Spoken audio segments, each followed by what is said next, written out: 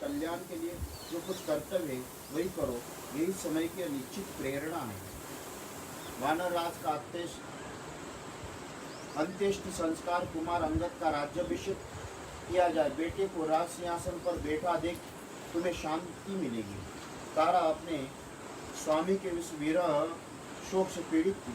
वो उपयुक्त वचन सुनकर सामने खड़े हुए हनुमान जी से बोली, अंगद के समान 100 पुत्र एक ओर से मरे होने पर भी इस वीर स्वामी का आलिंगन करके सती होना दूसरी ओर, इन दोनों में से अपने वीर पति के शरीर का आलिंगन करना ही मुझे श्रेष्ठ जान पड़ता। मैं न तो वानरों की राज्य की स्वामिनी हूँ, न मुझे अंगद के लिए कुछ करने का अधिकार है। इसके चाचा सुग्रीव वही समस्त कार्यों के लिए समर्थ है, वही मेरी अपेक्षा इसके निकटवर्ती भी है।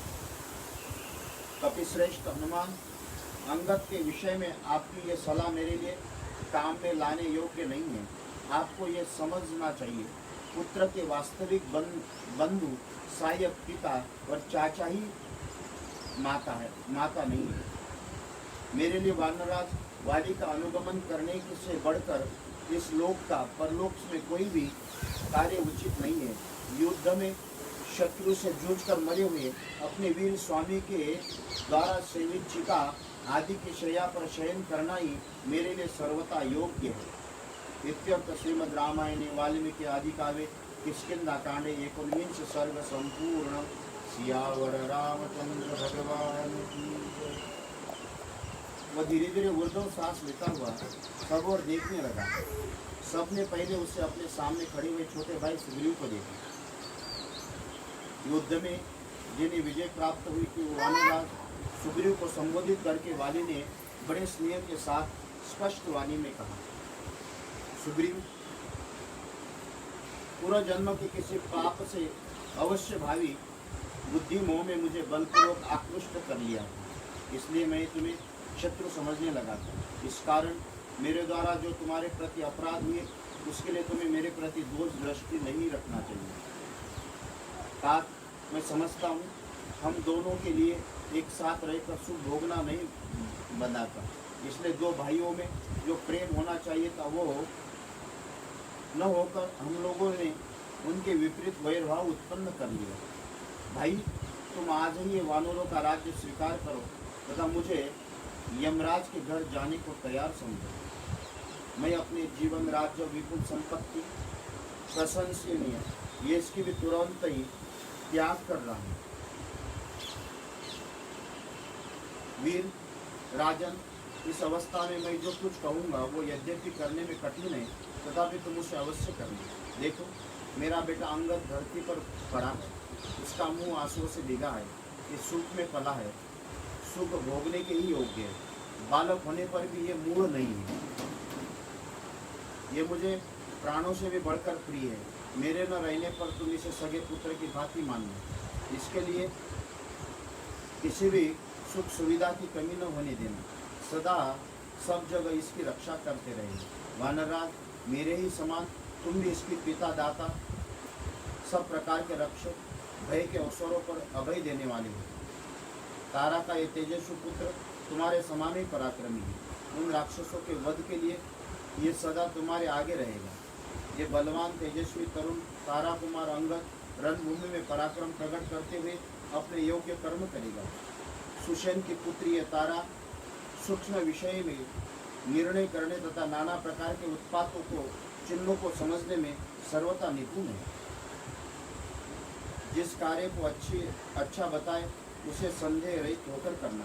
तारा की किसी भी संपत्ति का परिणाम उल्टा नहीं होता, सम्मति का परिणाम उल्टा नहीं होता।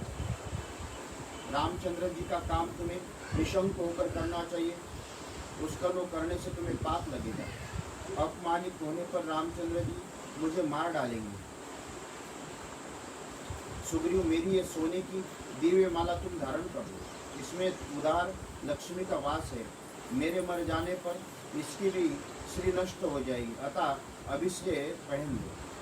वाली के भातृ स्नेह के कारण जब ऐसी बात कही तब उसके वध के कारण जो हर्ष हुआ था उसे त्याग कर सुग्रीव फिर दुखी हो गया, मानो चंद्रमा पर ग्रहण लग गया। वाली के उस वचनों से सुग्रीव का वैरभाव शांत हो गया। सावधान होकर उचित बर्ताव करने लगा। उन्होंने भाई की आज्ञा से वह सोने की माला ग्रहण कर ली। सुग्रीव का वह स्वर्णमय माला देने के पश्चात वाली ने मरने का निश्चय कर लिया। फिर अपने सामने खड़े हुए पुत्र अंगद की ओर देखकर स्नेह के साथ कहा, बेटा अब देश काल को समझो, कब और कहाँ कैसा बर्ताव करना चाहिए, इसका निश्चय करके वैसे ही आचरण करो।